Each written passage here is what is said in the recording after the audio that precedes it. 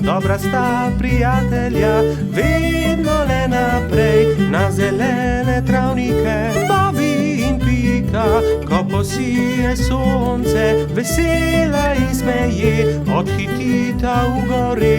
Bobby in Pika, dobra sta prijatelja. Gobji klobuk. Bobby, Pika, Baltazar, Rozi, Gašper in Gumbi so se odpravili na izlet v jesenski gozd. Nenadoma so zaslišali šibek jok. Prihaja izza grma, je prestrašeno zašepetal Bobby. Majhna goba je jokala za grmom. Na glavi ni imela klobuka. Kdo ti je odnesel klobuk? Je prestrašeno vprašala Pika. Ne vem, ko sem se zbudila, ga nisem imela na glavi, je ihtela goba. Ne skrbi, pomagali ti bomo, poiskali ti bomo drug klobuk, jo je pomiril Bobby. Vsi so stekli domov in se kmalu vrnili v gozd s po enim pokrivalom za glavo. Prinesli smo ti nov klobuk, so ji rekli in drug za drugim gobi pomerili klobuke. Najprej je Pika nataknila svojo pikčasto kapo, ki gobi nikakor ni pristajala. Nato mu je Puhek dal na glavo svoj čarovniški klobuk. Hočem biti čarovnica, je jezno dejala goba. Potem je Gumbi potegnil ven svojo kapo za sonce, ki pa je bila premajhna. Sledil je Bobby. Prinesel sem 2 klobuka, tukaj je vrtnarski klobuk in prinesel sem tudi hudičevo kapo. Vrtnarski klobuk je bil zabaven na gobi, ki pa se tega ni veselila. Ni mi všeč, je dejala. Zaradi hudičeve kape je bila še bolj jezna. Ne, nisem hudič, se je jezila vsa rdeča. Zelo jezna je postala takrat, ko je Baltazar vzel najprej rdeč lonec, ki ga je pozimi nosil Snežak. Saj to je lonec, ne bom nosila lonca, se je jezila goba. To ni preprost lonec, to je Snežakov klobuk, je užaljeno odgovoril Baltazar. Končno je prišel na vrsto rogač Gašper. Gobi je prinesel cilinder. To pa sploh ni slabo, je zamrmrala goba. Vendar vas prosim, da raje poiščite moj klobuk. Tega bi rada nosila. Začeli so iskati njen pikčast klobuk. Ravno takrat so prileteli mimo 3 kanarčki. Vemo, kje je gobin klobuk. 3 strženarji čolnarji je v njem. Videli smo jih, so čivkali. Pridite, gremo k potoku, je zavpila Pika. Na vodi so v gobinem klobuku čolnarili 3 strženarji in si prepevali. Vrnite gobi klobuk, je Bobby jezno vpil nanje. Obljubili smo prijateljicam, bolham, da jih obiščemo. Potrebujemo čoln. Ta klobuk ni čoln. Gobin je, vrnite ga, se je delal pogumnega Bobby. Strženarji so končno neradi vrnili klobuk. Kako bomo pa zdaj prišli k bolham? So vprašali žalostno. Mi vas bomo odnesli, tudi mi gremo na majhen otok, so začivkali 3 kanarčki. Hurra! Leteli bomo na ptičjem hrbtu, so skakali majhni strženarji. Najprej bomo odnesli nazaj gobin klobuk, je dejala Pika.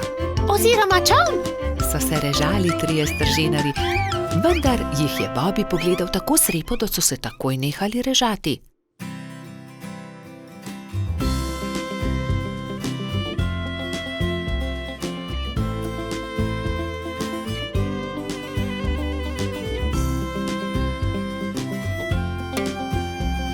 Hvala, je srečno dejala goba in se zadovoljno smehljala. Pristaja mi kot ulit. Strženarji so se spravili na hrbet 3 majhnih ptic.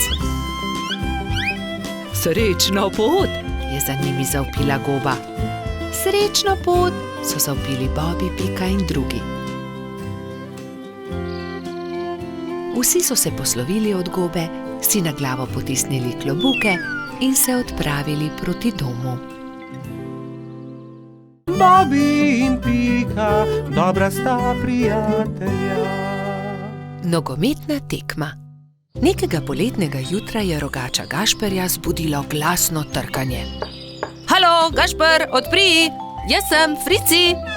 Rogač je zaspano vstal iz postelje in odprl vrata. No, Frici, vstopi! Je srečno zavpil Gašper in stara prijatelja sta se objela. Poglej, prinesel sem ti nekaj, je dejal Frici. Nogometna žoga, hura!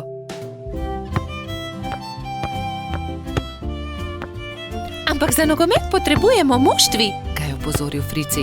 V redu, sestaviva ekipi. Povejva vsem, je predlagal rogač. Po zajtrku sta se Gašper in Frici odpravila na pot. Potrkala sta pri vseh. Obhodila sta vse hiše in ko sta prišla do konca gozda, sta se zbrali dve ekipi. Za sodnika so izbrali Alfonza. Sešimo jim barvaste majice, je predlagala Lili. Modre so za eno ekipo, rdeče za drugo. Nogometaši so vadili ves teden. Te smo sešile za vas, je dejala Sapica in Gašperju potisnila v roke rdeče in modre majice. Hvala, sta dejali ekipi hkrati in srečni oblekli majice. Pika in Lili sta prinesli klopi in gledalci so zasedli svoja mesta na robu igrišča. Nenadoma se je oglasila Alfonzova piščalka in tekma se je začela. To je to, teci Bobi, je zavpil Gašper. Sem meni podaj, je zavpil Gumbi. Hura, to je to, se je veselila modra ekipa in se objela. Dajmo modri, dajmo rdeči, je bilo mogoče slišati iz občinstva. Ne velja, Frici, ne smeš z roko prijeti žoge, se je jezil Trot. Res je, Baltazar ima prav, ne krši več pravil, Frici, je strogo dejal sodnik Alfons. Tekma se je vznemirljivo nadaljevala. Tudi rdeči so dosegli 2 gola, modri tudi, tako da je Gašperjeva ekipa vodila že s 3-2, ko se je igra spet ustavila. Frici me je spotaknil, se je pritoževal Gumbi. Da, tudi jaz sem videl, je dejal Alfons. Frici, če bo še enkrat kršil pravila, te bom izključil. Kazalo je na zmago Gašperjeve ekipe. Frici se je nenadoma razjezil. Poglej me, zdaj bom zadel, je zavpil in odrinil Bobija, vendar je od sunka padel tudi sam in v bolečinah zavpil. Moja roka, joj, moja roka! Vsi drugi so stekli k njemu. Hitro stečem po doktorja Sovo, je dejala Sapica in se že odpravila. Če te ne bi bolela roka, bi te najraje izključil, je dejal Alfons. Grdo si porinil Bobija. Da, vem, se je kesajoče oglasil Frici. Kako zelo boli. Prispel je doktor Sova. To je zlomljeno, moram jo dati v mavec. 4 tedne boš nosil mavec, na to ga bomo sneli. Pazi na roko, nič tikanja. Tekma se je končala zmago modre ekipe. Na povratno tekmo bo treba še malo počakati, je dejal Gašper in potrepljal Fricija po hrbtu. Kaj ne, da boš hitro v redu, ne povešaj nosu. Žal mi je, da sem kršil pravila, je ihtel Frici. Obljubim, da ne bom več nagajal, ko se mi pozdravi roka in lahko igramo pošteno povratno tekmo. Do takrat bi lahko malo okrasili Fricijev mavec, se je smehljala Pika. Pridite, vse vas povabim na malico. Prijatelji so se zbrali v Pikini pikčasti hiši. Vzeli so najprej flomastre in z lepimi slikami poslikali kozličkov mavec. Ko ga bo doktor Sova snel, ga bom obdržal za spomin, je izjavil Frici. Nato so se vsi usedli k mizi in do zadnjega kosa pojedli velikansko biskvitno rolado. Bobi in Pika, dobra sta prijatelja. Pirhi. Prišla je velika noč. Metuljčica Rozi, zlata minica Lili, kobilica Skokica in kačja pastirica Sapica so se zbrali v Pikini hiši, da bi barvali velikonočna jajca. Koliko jajc moramo pobarvati? Je vprašala Lili. Poglejmo, Bobi bo jutri zagotovo prišel škropit. Prišli bodo tudi Baltazar, Gašper in Bajsi, ter seveda Gumbi, Alfonz in Polž Darko. Potem moramo pobarvati 7 jajc, lotimo se dela.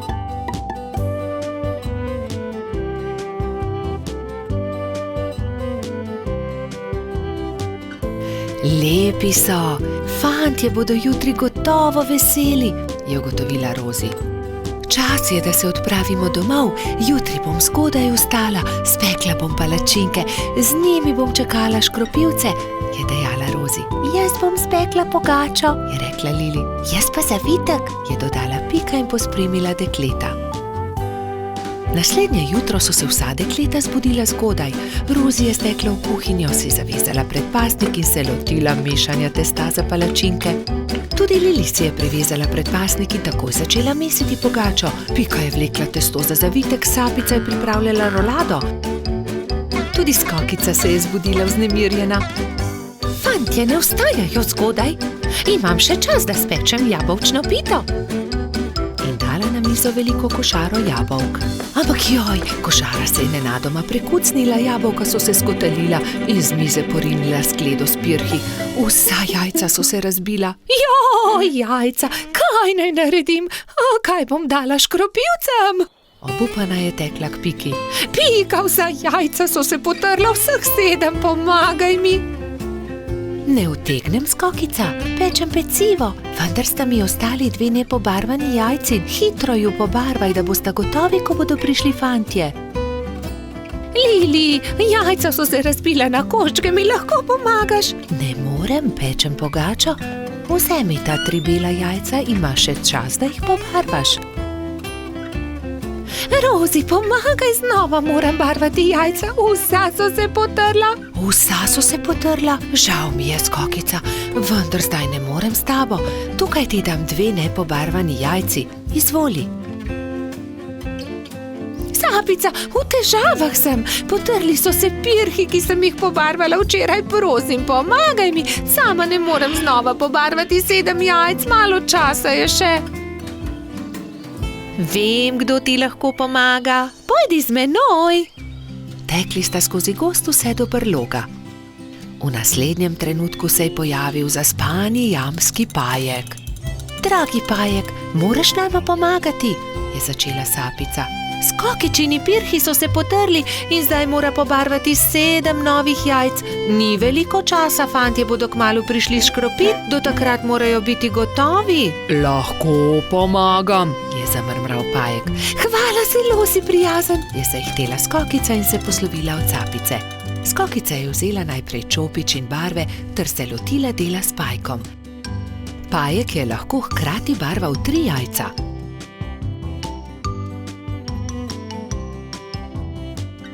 Končala sva, je veselo dejala Skokica. Zahvalila se je Pajku za pomoč in jajca razporedila na skledo. V tistem trenutku so že trkali na vrata. Skokica je odprla in 7 fantov je hkrati začelo škropilsko pesem. To deklico bom zalil in se za lepa jajca zahvalil. Vseh 7 je poškropilo Skokico. Kobilica je ponosno pomolila skledo proti njim, fantje pa so se izbrali po en pisan pirh. Peciva žal nimam, se je oglasila Skokica in povedala, kaj se je zgodilo. Ne skrbi, so se smejali fantje. Pri Piki smo jedli zavitek, pri Lili pogačo, pri Rozi palačinke, pri Sapici pa piškote, niti kosa ne bi več spravili v želodce, so dejali fantje in se smejali na ves glas. Bobi in Pika, dobra sta prijatelja. Slabe sanje. Nekega viharnega večera se je polž Bobi spravljal v posteljo.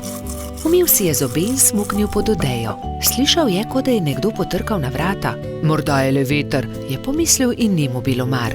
Vendar je čez nekaj minut znova slišal trkanje. Kaj je to? Nataknil si je copate in odprl vrata, vendar ni videl nikogar. Gotovo si le domišljam, je dejal in znova smuknil v posteljo. Ampak nekdo je spet potrkal. Kdo je? Je Bobi prestrašen skočil iz postelje, odprl je vrata in pogledal naokrog. Čaru, pridi notri, tako majhen si, da te nisem niti opazil, kaj se je zgodilo? Slabo sem sanjal, lahko ostanem pri tebi, je rekel čaru. Seveda lahko ostaneš tukaj. Bobby je iz papirnate škatle naredil majhno posteljico za črva. Izvoli, to bo tvoja postelja. In s čim se bom pokril? Pokrivalo, moja kapa bo ravno pravšnja. Takšna je kot prava spalna vreča. Dobro, čaru, zdaj pa že zaspiva, zaspan sem.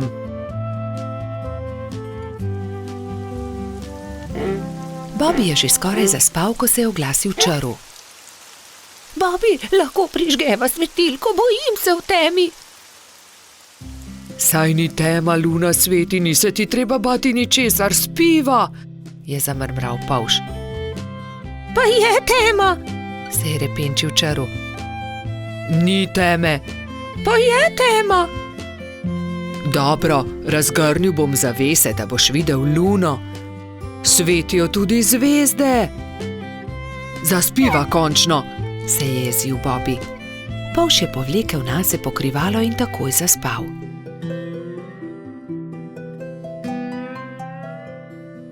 Vendar ni mogel spati dolgo, ker ga je čaru znova zbudil. Žejen sem. Pij, čaru, mu je zabrusil Bobby. Ne dosežem, pomagaj mi, Bobby, prosim malo vode, je jamral čaru. Hvala, je zašepetal čaru. Dobro spi. Bobby bi dobro spal, če ga čaru ne bi znova zbudil čez nekaj minut. Lačen sem. Ne, po noči ne jemo, zjutraj bomo, je zavpil Bobby. Toda jaz sem lačen, nisem večerjal zaradi viharja, se je pritoževal čaru. Hvala, ne bom te več motil, je obljubil čaru in je začel grizljati jabolko. Vendar obljube ni držal. Bobby, ne morem zaspati, bojim se, je znova zbudil polža. Česa se bojiš? Je boleče vprašal Bobby. Ne vem, kar tako se bojim. Bojim se, pripoveduj mi kaj, potem bom zaspal. Dobro, naj bo, pripovedoval ti bom, saj je že tako ali tako minila moja zaspanost. Bobby je začel pripovedovati črvu. Povedal mu je, kako je veter odpihal papirnatega zmaja, kje so našli Gobin klobuk, kako je doktor Sova pozdravil netje ušesa in kaj je Stonoga dobila za božič. Vendar čaru ni slišal niti polovice. Pripoved ga je zazibala v globok spanec. Končno je lahko spal tudi Bobby. Do takrat, ko sta se zbudila, je bilo neurja konec in je sijalo sonce. Vidiš tisto sliko nad mojo posteljo, je začel Bobby. Ker sem tudi jaz imel slabe sanje. Takrat vedno mislim na to vilo, ona mi pomaga, da preženem slabe misli in tudi strašne sanje. Tudi tebi bom narisal sliko na tvojo posteljo, o nekom, ki ga ima zelo rad. Če si žalosten, jo le pogledaš in se takoj pomiriš, slabe sanje se razpršijo. Sonček, nariši sončka, njega imam zelo rad, vedno se smeji. Zelo lep je, hvala, je zadovoljno dejal čaru. Nalepi si ga pri posteli. In čaru je že veselo se odpravil proti domu.